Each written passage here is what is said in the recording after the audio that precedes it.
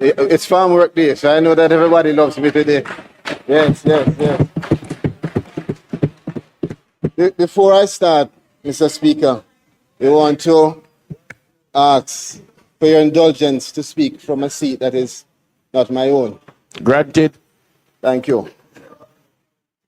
And thank you for starting off with the acknowledgements. Mr. Speaker, I rise today with gratitude, humility, and a deep sense of responsibility as I make this contribution to the 2026 sectoral debate on behalf of the Ministry of Labour and Social Security. So before policies, before programs, before any announcements, I want to pause to first give thanks to Almighty God for carrying Jamaica through one of the most difficult periods in our recent history. Hurricane Melissa tested our infrastructure, our systems, our economy, our communities, but most of all, Mr. Speaker, it tested our people. Families lost homes, livelihoods, possessions, stability. Some lost loved ones. Many lost a sense of safety that every Jamaican deserves to feel. Yet, despite that devastation, Mr. Speaker, Jamaica weathered the storm and we stood together as one. Not because of one institution, not because of one ministry or one person, but because Jamaicans and friends of Jamaica pulled together. Mr. Speaker, I express sincere gratitude to our visionary Prime Minister, Dr. the Most Honorable Andrew Holness, for his exceptional leadership and continued confidence in me. I want to thank my cabinet colleagues, members of this honorable House, all for your support and for your service to the people of Jamaica. Together, we in this honorable House must salute the ministries, the agencies, the emergency personnel, the volunteers, churches, NGOs, private sector partners, members of our Humanitarian Assistance Committee, our international allies, community groups, private citizens, all who showed up for the Jamaican people throughout the response and recovery effort. We thank you.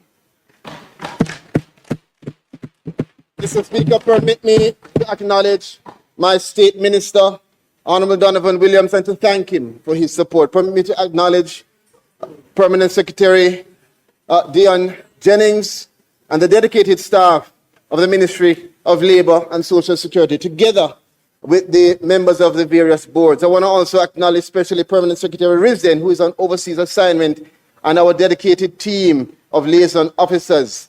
What is clear, Mr. Speaker, is that across parishes, field operations, relief activities, and recovery efforts, the MLSS team worked under extraordinary pressure to serve the people of Jamaica.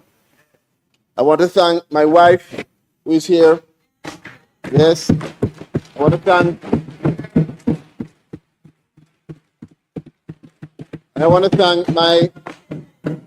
my many children. I want to thank 4 and counting. I want to thank my entire family, my father who is here, my sister, my aunt, Mavis Gilmore.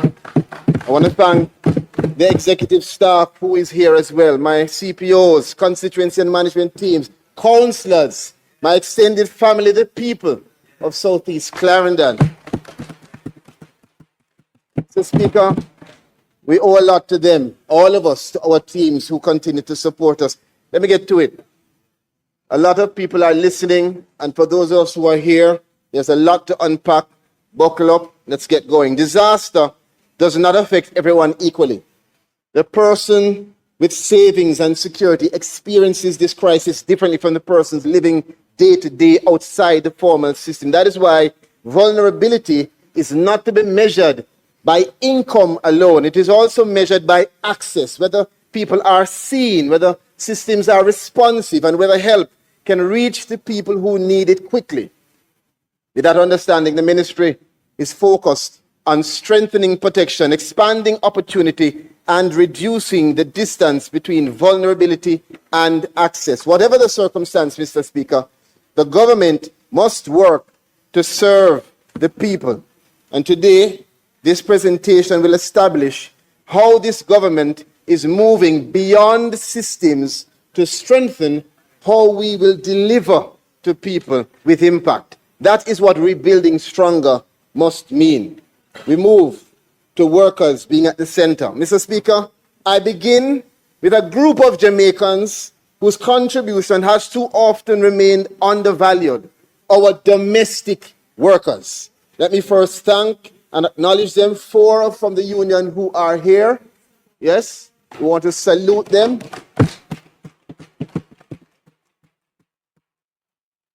They care for our children. They support our elderly.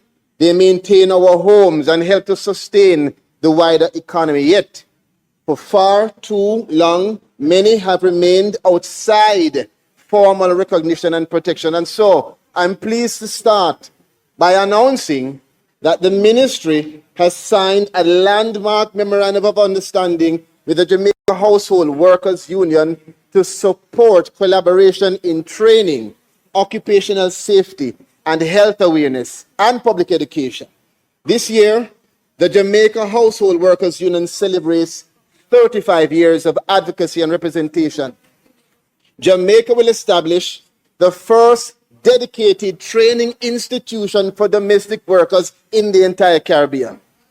Further, Mr. Speaker, we remain committed to advancing the framework to honor the obligations under the ILO Domestic Workers Convention C-189, which is a global convention adopted to protect the rights of domestic workers. These transformational steps will professionalize domestic work, strengthen employability, and provide pathways for advancement. We move quickly to Workers' Week, Mr. Speaker, which is being observed from May 17 to 25 under the theme, Voices Heard, Shaping Labor Policies in an Evolving Labor Market. And so we'll have a number of activities that reflect both the dignity of labor and the importance of deeper engagement.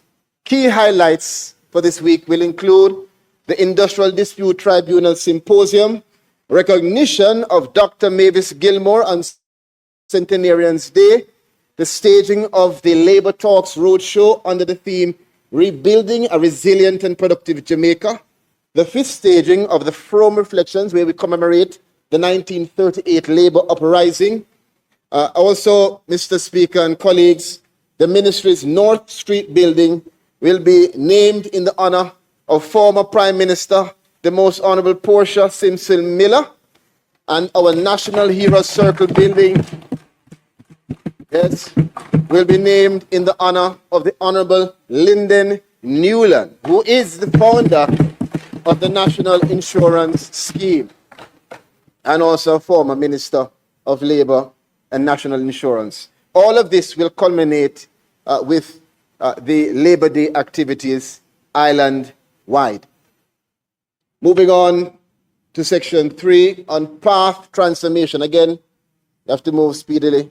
There's a lot to get through.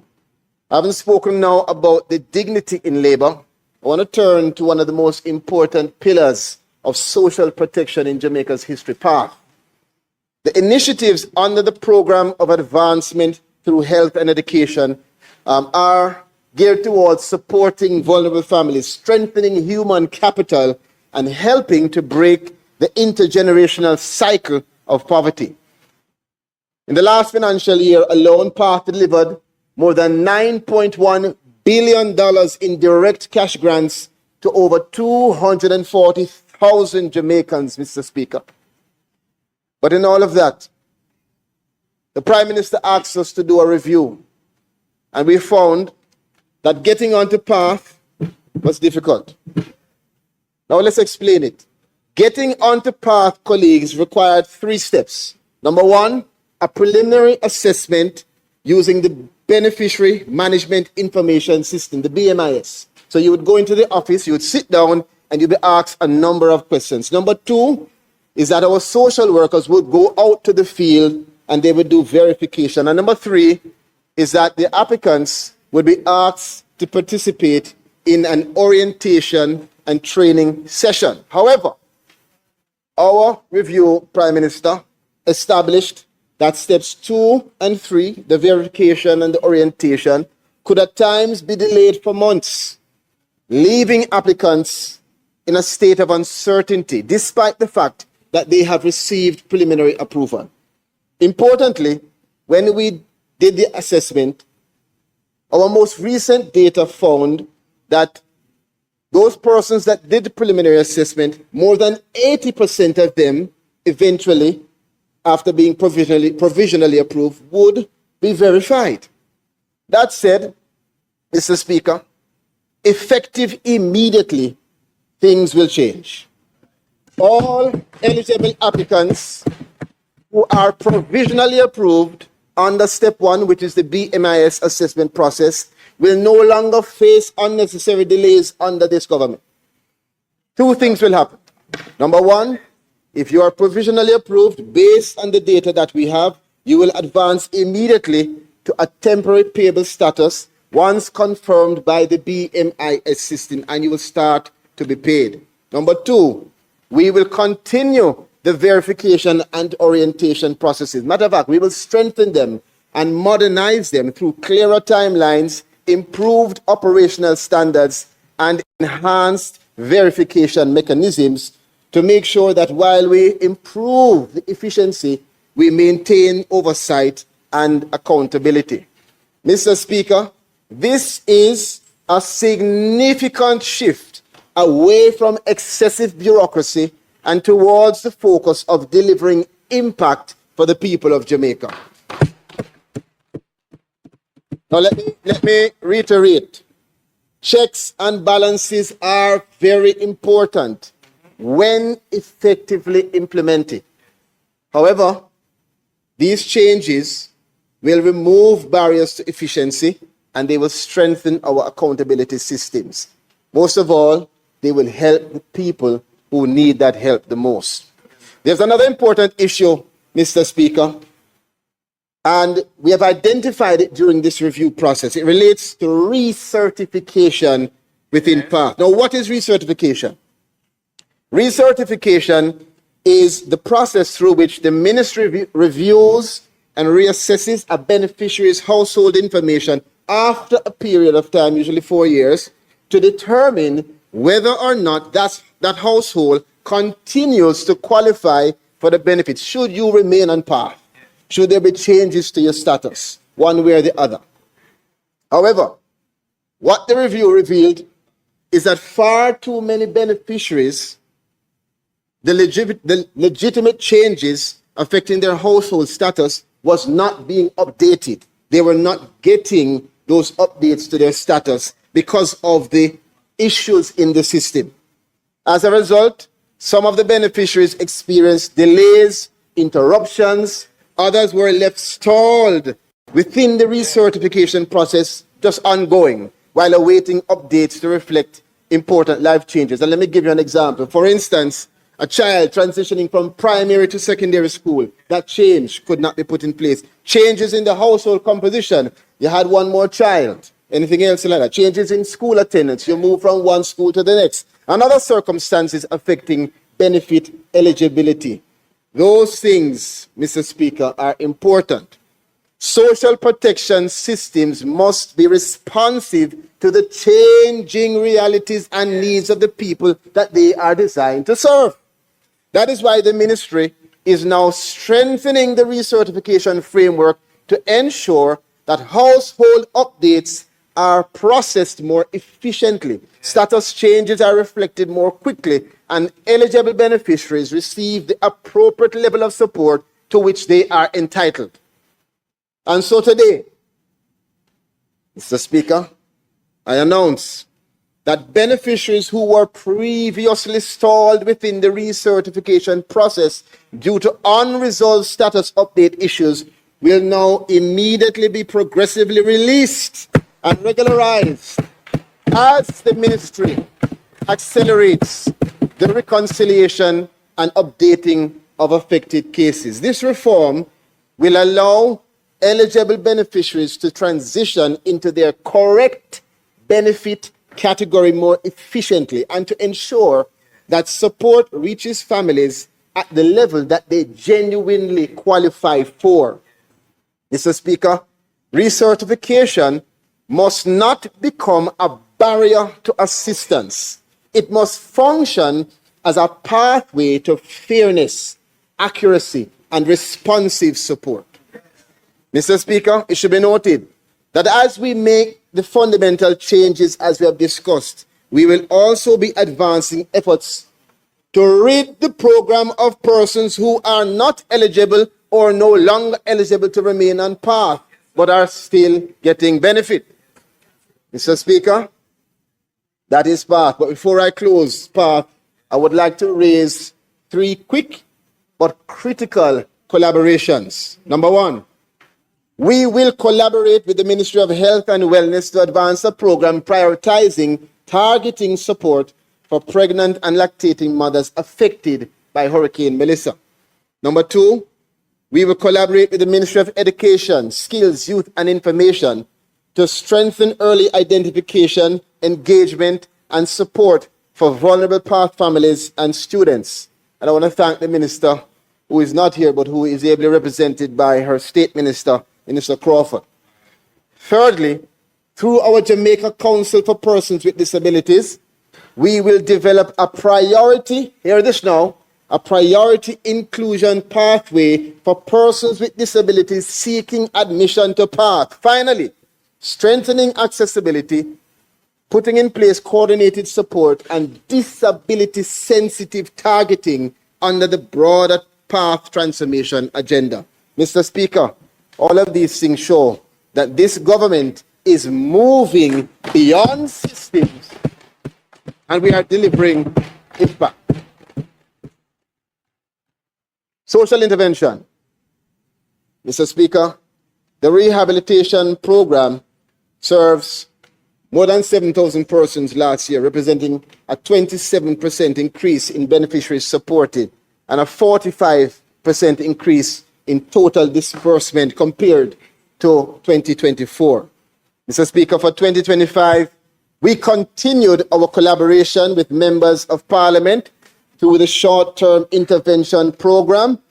And I know that members are wondering what next for this year. I'll soon let you know.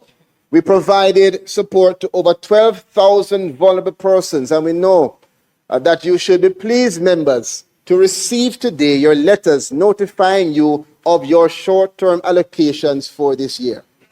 Yes.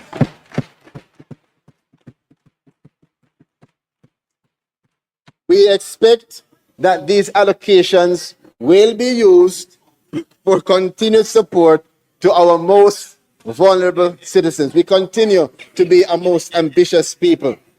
The ministry is committed to identifying vulnerable Jamaicans in need of assistance, whether it is a father that is desperately trying to secure urgent surgery for his daughter, whether it is a young entrepreneur seeking support through our micro-business grant, whether it is a student that needs support through our education and social intervention grant, or a household devastated by fire. And we will continue to be the ministry that is there when it means the most. Mr. Speaker, it is in that spirit that I turn to the Solidarity Program, a program that is designed with a clear and very deliberate mandate to reach Jamaicans who have historically fallen outside existing systems. This government has made a conscious decision that inclusion must be intentional. Yes. That we must not only serve those who are easiest to reach, but also those who have been excluded, who are on the fringes. That is the very purpose of this program. So despite operational challenges, the program has continued to advance its core objectives by helping vulnerable Jamaicans overcome long-standing barriers to accessing government support and services.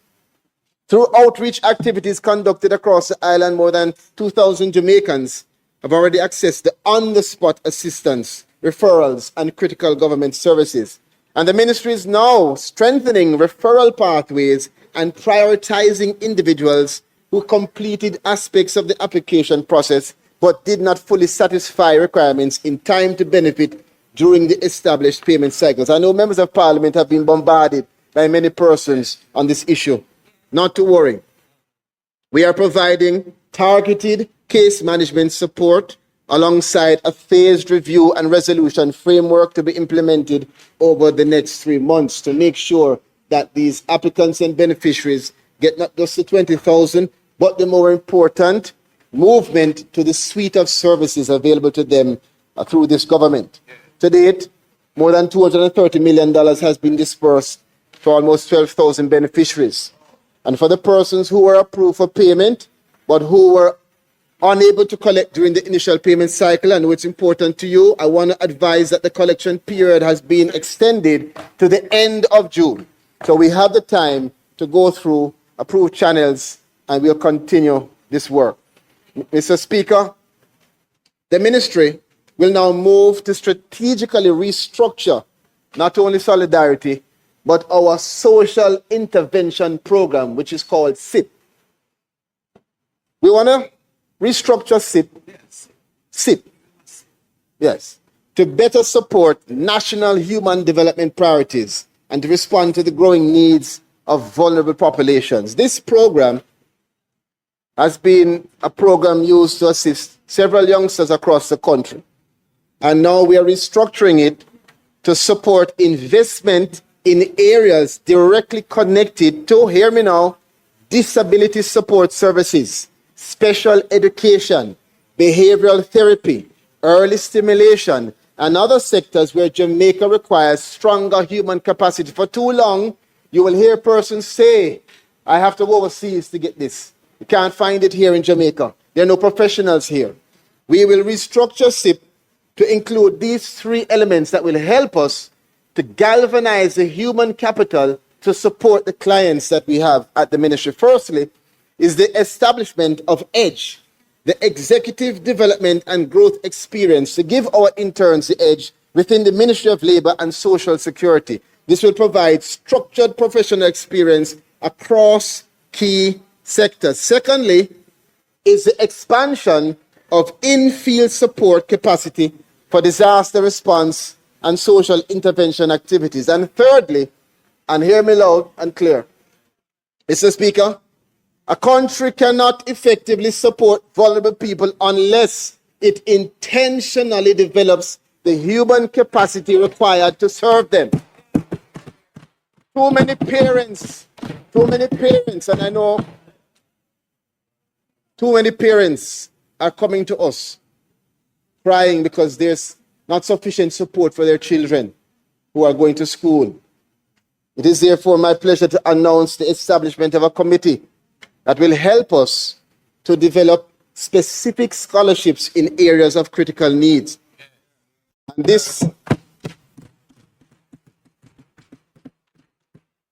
And we're going to start this off commencing with 7 scholarship opportunities, and we will name those 7 scholarships in the name of the most recent ministers of Labour and Social Security. And so I want today, the committee will determine the specific assignments, but I have some suggested areas. So we will have the Honorable Carl Samuda Social Intervention Scholarship,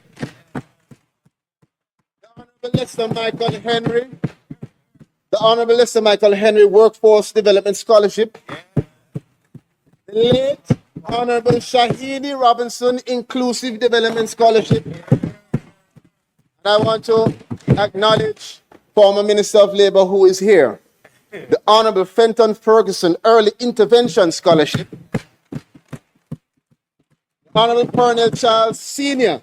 Labour and Human Development Scholarship, and more to go, the Honorable Derek Kellier Human Capital Development Scholarship, and the Honorable Horace Daly Social Protection Scholarship.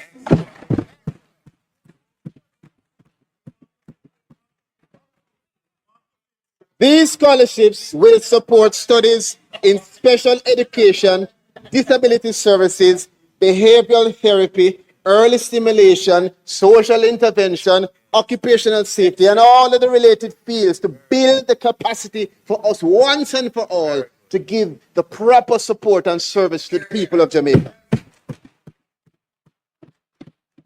Now, Mr. Speaker, this is how we connect legacy to opportunity. This is how we honor service by investing in development. And this is how we build the next generation of professionals who will strengthen Jamaica's capacity to support and protect its most vulnerable citizens. Mr. Speaker, as we speak about investment in people, dignity and inclusion across every stage of life is also important. That we recognize those who have made a contribution to nation building and who now represent the wisdom, resilience, and legacy of generations past. And I want to thank the ministers for agreeing to have their name used in these scholarships. Moving on, Mr. Speaker, senior citizens now comprise approximately 14% of the Jamaican population, and it continues to grow. This year, we recognize Honorable Mavis Gilmore, former Minister of Social Security and Consumer Affairs, on the occasion of her 100th birthday. And I want to announce, Mr. Speaker, that in her honor, we will establish the Honorable Mavis Gilmore Centenarian honor to recognize the oldest Jamaican every year going forward.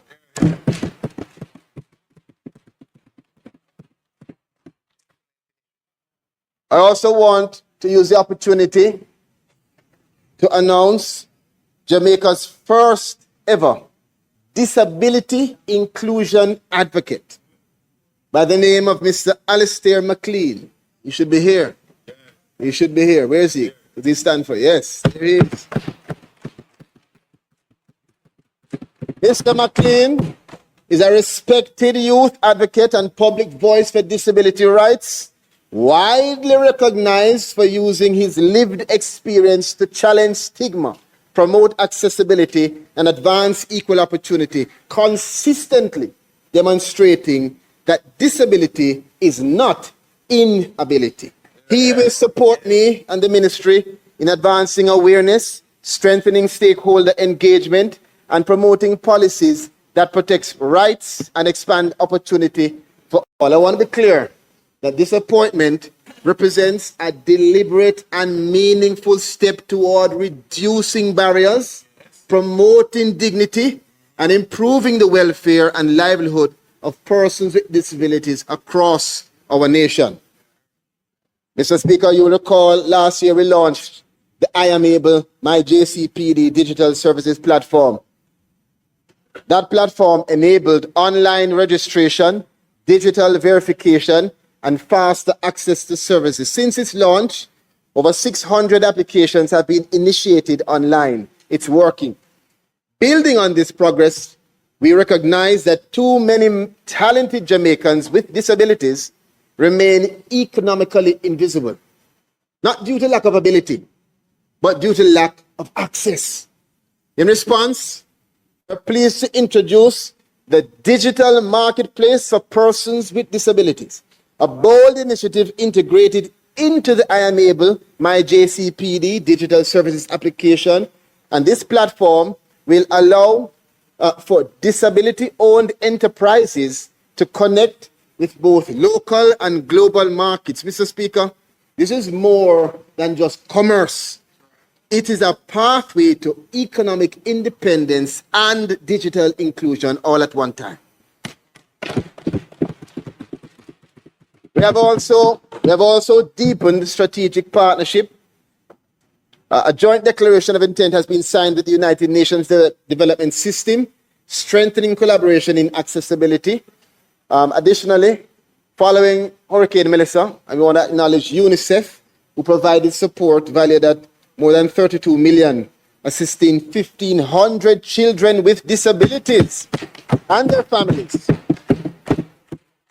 through the I Am Able app, as well as providing relief support. Mr. Speaker, I want to acknowledge Olga Asaiza, who is the outgoing representative of UNICEF, who served us faithfully for more than 3 years, continues to be our sister. She has higher assignment, and we wish her all the best as she is elevated in the Latin America and Caribbean region.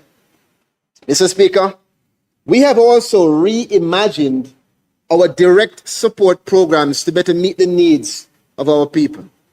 I'm pleased to highlight Accessibility Tools for Transformation Grant, a grant which is renewed and expanded in terms of intervention, replacing the traditional assistive aid grant. And so with an allocation of $25.5 million, this program responds to the rising cost of essential assistive devices. Eligible applicants may receive up to 80% now of the cost, with full support provided in exceptional cases. It wasn't happening before, it will happen now under this government. The grant covers, Mr. Speaker, critical items such as hearing aids, glasses, mobility devices, prosthetics, medical supplies, therapeutic services, essential for independence, dignity, and improved quality of life. This support is accessible to all persons with disabilities, ensuring equitable access regardless of age, sex, or gender. Looking ahead to the next fiscal year, the JCPD will focus on strengthening institutional capacity, enhancing service delivery with a strong emphasis on accessibility and digital transformation, as well as advancing rights through policy oversight and enforcement. We have work to do. The key priorities, Mr. Speaker, will include the full implementation of our digital platforms, expansion of rehabilitation services, finalization of codes of practice for education and employment, and continued institutional capacity building. I want to move on to a very important program, Mr. Speaker, the Early Stimulation Program. The Early Stimulation Program stands as a vital pillar of social protection framework, offering a comprehensive array of therapeutic services to young children under the age of 6 who are living with developmental disabilities. Many Jamaicans do not know that this is an essential program, and at present, we provide early intervention support to more than 3,600 children across the island, working in partnership with private agencies, public early childhood institutions, and faith-based organizations. A very important program. Mr. Speaker, in response to the growing demand for early intervention services, the ministry is launching Access Jamaica. This is a bold expansion of the early stimulation program that will deploy 2 additional mobile therapy units to bring care directly to children with disabilities in deep rural communities. Referrals to the ESP have surged by 33% since 2023, stretching the capacity of our assessment and intervention center.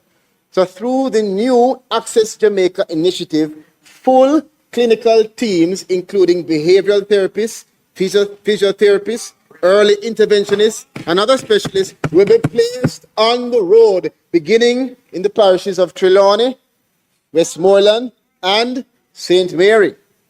The goal is to reduce rural wait times by 40% and to reach an additional 1,000 children in the first year.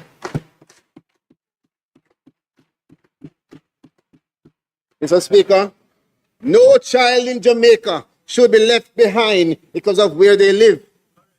With Access Jamaica, we are delivering hope, help, and high-quality interventions on the road. Mr. Speaker, members of Parliament will receive today for the first time ever, a book called Know Your Benefits. In order for us, a booklet. You know, just listen, not to worry. For those who can't read, we have it in audio. Not to worry. To ensure that Jamaicans can easily access the full range of services we provide, the ministry has now developed a quick reference guide, Know Your Benefits. It is a practical, user-friendly booklet outlining all of our programs and our support systems in one accessible resource. It brings together information on employment initiatives, social protection benefits, support for persons with disabilities, assistance to vulnerable groups, and services to our senior citizens, reflecting our commitment not only to design strong systems, but to make them systems that are understandable and reachable for every single Jamaican. Mr. Speaker, physical copies are available here today, but you can also scan the QR code at the front for the electronic version. They'll be handed out soon.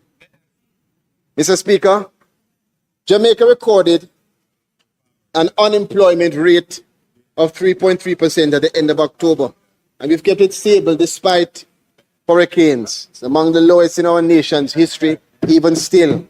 This must be applauded. It has not happened by coincidence. It has happened by deliberate decisions made by the government. To support continued recovery and employment expansion, the ministry launched the Jamaica Works Initiative to connect Jamaicans to opportunities across construction, tourism, agriculture, logistics, and manufacturing. So in the coming year, the ministry intends to solicit at least 20,000 vacancies, register more than 12,000 new job seekers, and we're going to target 10,000 job placements. Within this context, we have our Spiro program, which is a social protection for increased resilience and opportunity program, which you know of, which remains central to our modernization agenda. And it will help in us connecting the demand to the need and the need to the demand. Just to remind colleagues, we are supported by a $20 million World Bank loan, and Spiro will transform how Jamaicans access employment services and social protection through three pillars: unemployment insurance, a unified social protection information system, meaning that when you come to our office, you don't ask, you're interviewed and you're directed to the service that is relevant to you,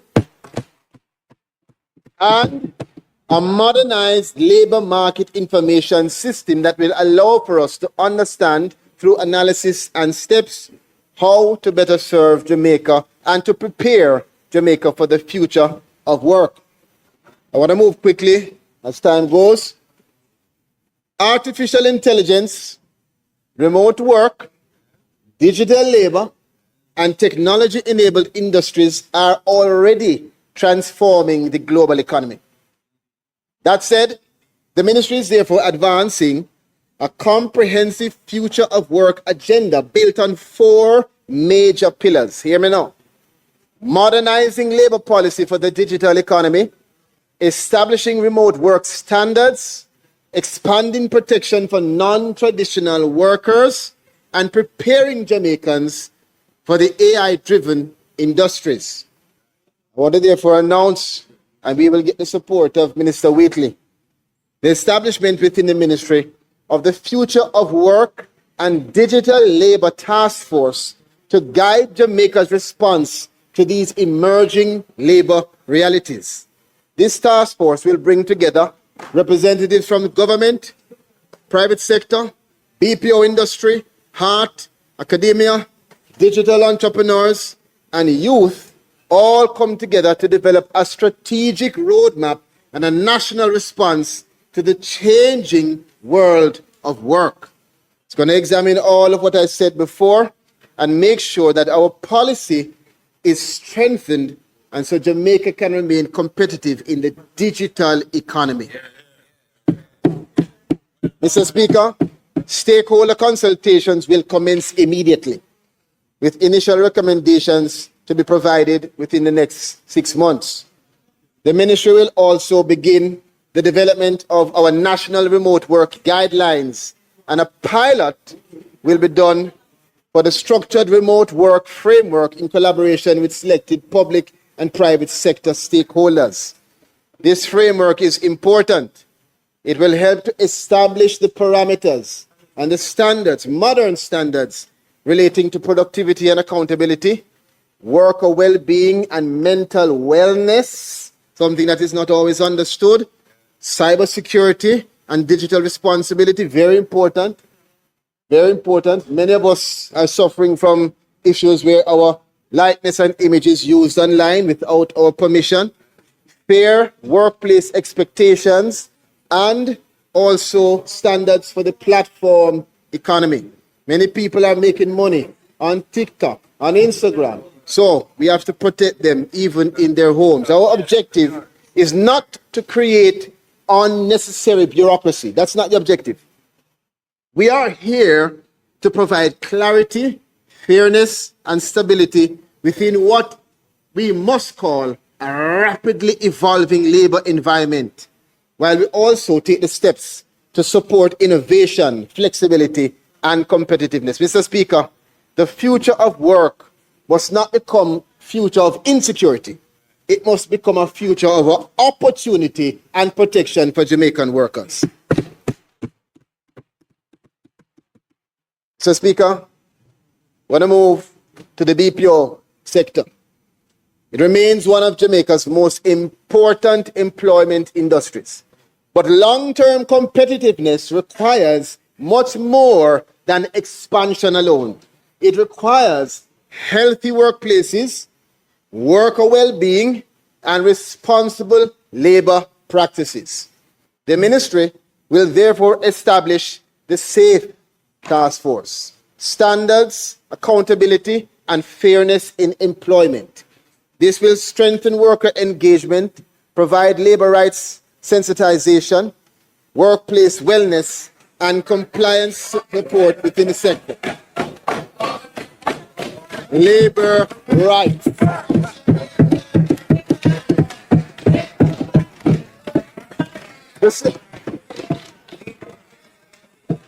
The SAFE Task Labor rights sensitization. The SAFE Task Force, Mr. Speaker, this task force that we're calling SAFE, Standards, Accountability and Fairness in Employment, will support strengthened worker engagement. Mr. Speaker, this is a real issue. So many persons in the BPO industry are calling us. They call you. They have issues. We now want to confront them head on and be proactive. So this task force will strengthen worker engagement. It will provide wellness initiatives, sensitization, and it's not about being punitive. It's about being proactive and collaborative. So we will undertake to work with the BPOs and the employers to meet the concerns and to have collaborative policy attention and improvement. Additionally, we also intend to introduce the MLSS Decent Work Partnership Program for recognition aimed at encouraging and motivating strong labor and workplace practices within the BPO sector as well as other employment industries. So we want the private sector to know that we are here to work with you. We are here to support you, to help you, so that you can expand. But it is important to make sure that as you expand, the workers are productive, they are safe, and their well-being is priority. Mr. Speaker, worker safety must remain central to national development. And so I move quickly to the Occupational Safety and Health Department. We have conducted more than 1,208 safety inspections and investigated 80 industrial accidents in the last year. Mr. Speaker, these inspections and investigations are not just regulatory exercises, they are life-saving interventions. Let's get that right. Over the past 6 years, Jamaica has seen a clear and encouraging decline in fatal industrial accidents. In 2024, Jamaica recorded no fatal industrial accident. In 2025, we had 2, but we're moving down. Even 1 death is 1 too many. But the trend demonstrates that when employers, workers, and regulators treat safety as a shared responsibility, lives can be saved. Mr. Speaker, as national reconstruction accelerates, as we invest in post-Hurricane Melissa development, safety cannot be treated as an afterthought. It must be built into the way we work, the way we rebuild, and the way we protect the people helping to restore Jamaica. That is why, Mr. Speaker, the Occupational Safety and Health Department will develop a comprehensive risk management toolkit aimed at strengthening workplace safety practices across Jamaica.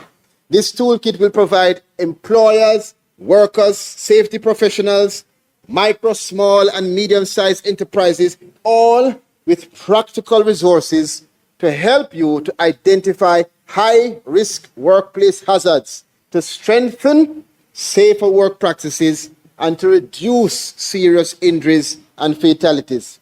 Mr. Speaker, we have also had a very close partnership with the Office of the Parliamentary Counsel, and we have now arrived at a settled draft of the bill.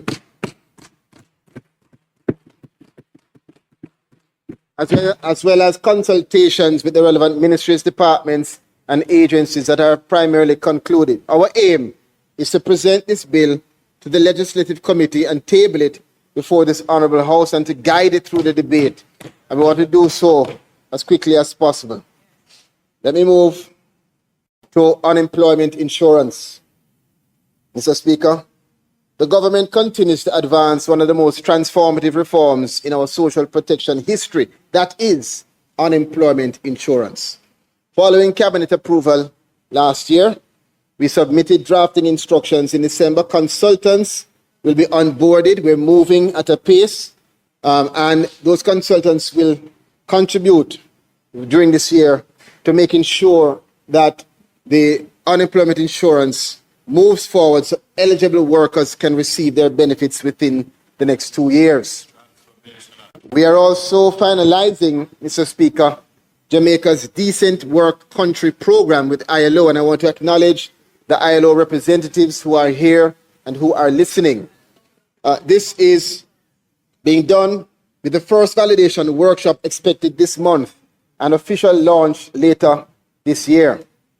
The national minimum wage, Mr. Speaker and colleagues, will also increase, as you heard from our Prime Minister, from 16,000 to 17,000 for every 40-hour work week. This represents the 6th, let me say it again, number 6 increase since 2016, reflecting this government's commitment to protecting low-income workers and supporting household stability. This year also marks the 50th anniversary of our Labor Relations Code, as well as we're moving together for that code to help, as it has, to really treat with a lot of the disagreements that we've had and to advance social dialogue. We have the Labor Advisory Council that I also want to acknowledge, Mr. Speaker, that have worked together with us to have industrial harmony in our country. I want to make reference quickly to the Employment Agencies Unit. They continue to do their inspections. I want to also make reference to our Work Permit Unit. And we see this as part of our productivity agenda, Mr. Speaker. Work permits are not barriers. We see it as facilitating. We want talent in the country, but we want to protect jobs for Jamaicans as well. And that balance will be had. You would have seen recently where we have invited several persons who have put in place applications for work permit to be a part of the Operation Streamline process, and that has worked in large part. And we've seen an increase of 25% in terms of those applications, and they have been expedited. At the same time, we've been working with PICA, working with JCF, and you would have heard of persons arrested, persons sent back to their country, and we're going to continue to enforce because we have to have the balance between inviting talent and protecting jobs for Jamaicans. Mr. Speaker, NIS celebrates its 60th anniversary. And in this calendar year, it recorded $44.8 billion in contributions. Last year, we also saw where the NIF fund stood at $262.8 billion in net assets. This fund is being properly managed by this government, and it is being used for the benefit of our pensioners and to develop the country as best as possible. Mr. Speaker, I want to quickly move of two more very important areas, starting with the farm work program. Between the USA and Canada, we continue to engage in long-standing labor partnerships. And I want to say this, it belongs to the workers who sustain it. In Canada, it is our 60th milestone of the partnership, and we marked it in a very powerful way, Mr. Speaker. The Niagara Falls, which is one of the world's great natural landmarks, was illuminated in the colors of the Jamaican and Canadian flag in recognition of 6 decades of partnership. We want to thank our partners in Canada for that as well. Last year, 15,169 Jamaican workers were dispatched to Canada and the US. This is an increase of 944 over the previous year. An increase, despite all of the issues. And this reflects continued international confidence in the Jamaican workforce. The ministry listens to our workers. And as such, 3 things we're going to be doing this year. We will introduce an automated communication system to improve worker tracking and reduce delay. That was a request by our farm workers. We will upgrade and repair the East Street facility to improve processing conditions. Another request from our farm workers. And thirdly, we will open a processing outpost in St. James to bring services closer to workers in Western Jamaica, reducing travel time for those in Westmoreland, Hanover, Trelawney, St. James, and surrounding. All of these are requests from our farm workers. We are listening to you. This is not administrative convenience. It is service reform, bringing government closer to the people that we are here to serve. Following concerns raised about medical assessments, we have conducted a full review. Where it is needed to be stopped, it has been stopped. Assessments will now only resume once we are satisfied that the process is fair, transparent, and fully protective of our workers. Workers will not have to suffer under this government. No indignity. Beginning this week, members of Parliament, listen carefully. Workers traveling to the United States will have the option of insurance coverage under the United Work and Travel Policy with the Hartford. There's another new element, providing up to $100,000 in protection, including serious illness, death, and dismemberment. Our workers and their family deserve opportunity and security. We are providing also 60 scholarships to children of participating farm workers. This is more than recognition for the 60th anniversary. It is an investment in the next generation, turning sacrifice into opportunity through education. Recruitment for this 2027 season will begin immediately. Letters are issued out or will be issued to members of Parliament today, requesting nominations of your 50 participants per constituency. And I ask this year that up to 5 of those nominations be for female candidates.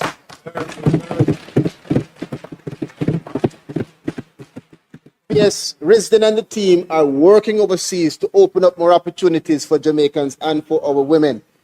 And so you will see in your letters that in addition to farmers, we're asking specifically in areas in agriculture for heavy equipment handling, forklift operation, tractor driving, and farm machinery maintenance. We are expanding the opportunities in the Overseas Employment Program. Now, moving quickly ahead, we are also going to this year host the annual review meeting, which is something done all over the globe, Mr. Speaker. But this year, Jamaica will host it between Canada and the Caribbean region. And this is something which we see as an honor for the 60th anniversary of our legacy agreement. More will be said on overseas employment when we can go into the details in the post-sectoral tomorrow at our press conference. Let me wind down, Mr. Speaker, with the ROOFS. I want to now turn to one of the government's most significant recovery interventions, the restoration of owner or occupant family shelter, the ROOFS program.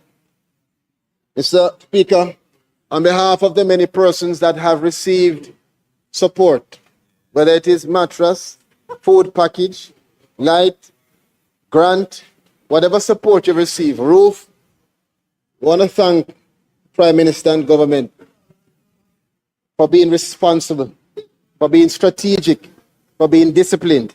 I've heard the narrative being created by some, but I'm sure that the people of Jamaica are thankful that they had a government that could allocate $67 billion swiftly to give you support. And a government that would not whimsically use donations, but rather would strategically have those donations connected to areas of development, such as building the houses for the people who need it the most. Mr. Speaker, more than 115,000 assessments have been done, and I want to take a few seconds to thank every member of the Ministry of Labour and Social Security team, all of the ministries across government, all of our volunteers, churches, the World Food Program, my friend, all of the international communities, supporters, everyone that has played their part, that has been on the ground, beating the pavement for us to reach to more than 115,000 persons assessed. 43,000 have been verified. More than 80% of that have redeemed their benefit. And now we have listened. We understand that there have been issues. There have been clogs at the collection points, unresolved beneficiary issues. Some phone numbers are wrong. Tearing can't be validated. All of these things have happened. And we move now to ROOFS Phase 2, where we ask members of Parliament, instead of identifying issues and carrying them onto social media, we want you to identify them. Yes, you. We understand that you are being bombarded, and we want your support to identify them and carry them to us to work together so we can resolve those issues. We are moving further to cabinet approval from providing building material and cash grant to now direct cash payments. So it will remove all the barriers of moving proximity and going here. Direct deposit payments in ROOFS Phase 2. And we understand that there are some persons in Phase 1 that are yet to carry through. They too will be eligible for this now direct deposit. I know this will help the people of Jamaica. Number 2, we are going to advance a national verification and recovery drive. In this national verification and recovery drive, all members of Parliament, all councillors, church leaders, community leaders, everybody come together to help the people who need the help the most. Instead of identifying them, let us help them. So where you have unresolved cases, tearing validation issues, duplicate submissions, if they come to you and say, I was assessed and I don't get my grant, put that information together, give it to us, and we will work together. And I want to acknowledge many members of Parliament on that side and on this side have already started that process. We thank you. Step 3, we're going to advance the ROOFS Access Initiative that will prioritize vulnerable households. So where you have persons with disabilities, senior citizens, medically vulnerable, we will work together to identify them and give them the support. Number 4 is a community coordination and outreach support, which means we are coming to you. We will be in the field working with you, not separate, to make sure that we can identify the persons who need the help, resolve their issues, and give them their support. Lastly, under step 5, we're modernizing systems with stronger accountability. And so we'll be using digital platforms, which you will see, to give them that access. As I close, Jamaica grows stronger when its people are empowered to succeed. Not when systems are built or programs are announced, but when people feel the difference. The domestic worker receiving dignity, the vulnerable family accessing path faster, the young person securing employment, the person with disability accessing opportunity, the family rebuilding after Hurricane Melissa. The ministry, just 2 minutes, Mr. Speaker. The ministry is not simply administering programs. Hear me now.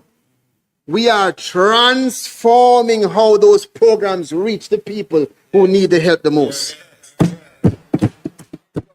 From path to unemployment insurance to roofs, the mission remains the same. Moving beyond just systems that delay people to building systems that deliver impact, because systems don't build a country. People do. And when we place people at the center, Jamaica will not simply rebuild. Jamaica will rebuild stronger. Thank you.